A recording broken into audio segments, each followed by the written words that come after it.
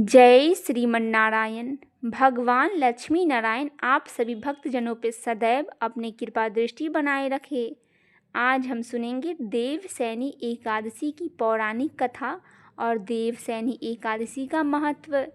ब्रह्म वेद पुराण में देवसैनी एकादशी का विशेष महात्म्य का वर्णन किया गया है। इस व्रत से प्राणी की समस्त मनोकामनाएं पूर्ण हो जाती है। यह एकादशी आषाढ़ मास के कृष्ण पक्ष की एकादशी योगिनी एकादशी के बाद आती है। आषाढ़ मास के शुक्ल पक्ष की एकादशी को देवसैनी एकादशी कहा जाता है। इसी एकादशी से चातुर्मास का आरंभ हो जाता है। इस अवधि में कोई भी शुभ कार्य जैसे विवाह आदि नहीं किया जाता है।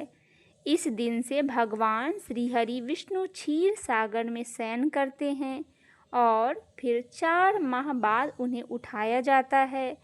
उस दिन को देव उठान एकादशी कहा जाता है। इस बीच के अंतराल को ही चातुर्मास कहा जाता है। देवसैनी एकादशी को देवसैनी महा एकादशी, थोली एकादशी, हरि देवसैनी एकादशी, पद्मनाभा सैनी तथा प्रबोधिनी एकादशी के नाम से जाना जाता है। आइए अब सुनते हैं देवसैनी एकादशी व्रत की कथा। धर्मराज युधिष्ठिर ने कहा, हे केशव, आषाढ़ शुक्ल पक्ष एकादशी का क्या नाम है? इस व्रत के करने की विधि क्या है और किस देवता का पूजन किया जाता है? श्री कृष्ण कहने लगे कि हे युधिष्ठिर, जिस कथा को ब्रह्मा जी ने नारद जी से कहा था वही मैं तुमसे कहता हूँ। एक बार देव ऋषि नारद जी ने ब्रह्मा जी से इस एकादशी के विषय में जानने की उत्सुकता प्रकट की। तब ब्रह्मा जी ने उन्हें बताया, सतयुग में मानधाता नामक एक चक्रवर्ती सम्राट राज्य करते थे। उनके राज्य में प्रजा बहुत सुखी थे, किंतु भविष्य में क्या हो जाए यह कोई नहीं जानता।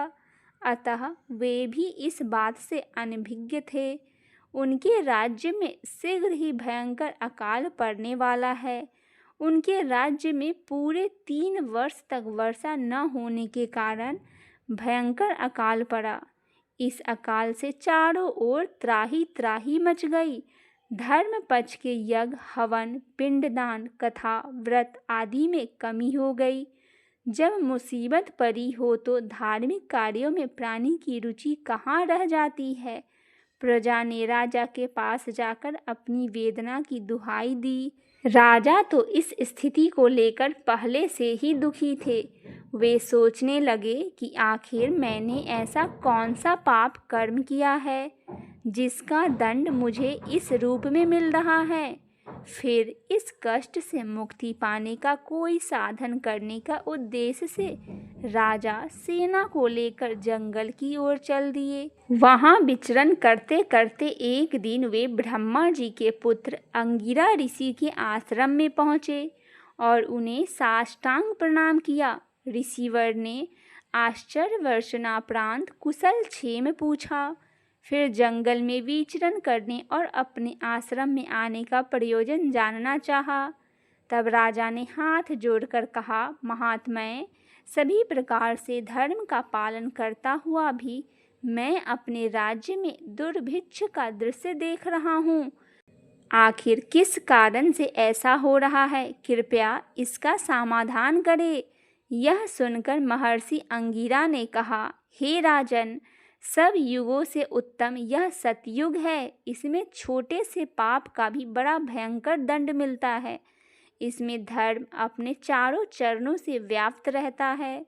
ब्राह्मणों के अतिरिक्त किसी अन्य जाति को तप करने का अधिकार नहीं है, जबकि आपके राज्य में एक शूद्र तपस्या कर रहा है। यही कारण है कि आपके राज्य में वर्षा नहीं हो रही है। जब तक वह काल को प्राप्त नहीं होगा तब तक यह दुर्भिक्ष शांत नहीं होगा। दुर्भक्षी को शांत उसे मारने से ही संभव होगा। किंतु राजा का हृदय एक निरपराध शूद्र तपस्वी का समन करने को तैयार नहीं हुआ। उन्होंने कहा, हे देव, मैं उस निरापराध को मार दूं यह बात मेरा मन स्वीकार नहीं कर रहा। कृपया करके आप कोई और उपाय बताइए। महर्षि अंगिरा ने बताया, आषाढ़ माह के शुक्ल पक्ष की एकादशी का व्रत करें। इस व्रत के प्रभाव से अवश्य ही वर्षा होगी। मुनि के इस वचन को सुनकर राजा अपने नगर को वापस आया और उसने विधि पूर्वक पदा एकादशी का व्रत किया। उस व्रत के प्रभाव से वर्षा हुई और प्रजा को सुख पहुंचा।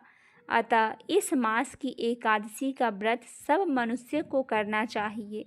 यह व्रत इस लोक में भोग और परलोक में मुक्ति को देने वाला है। इस कथा को पढ़ने और सुनने से मनुष्य के समस्त पाप नाश हो जाते हैं। बोलिए भगवान लक्ष्मी नारायण की जय। श्री कृष्ण कन्हैया की जय।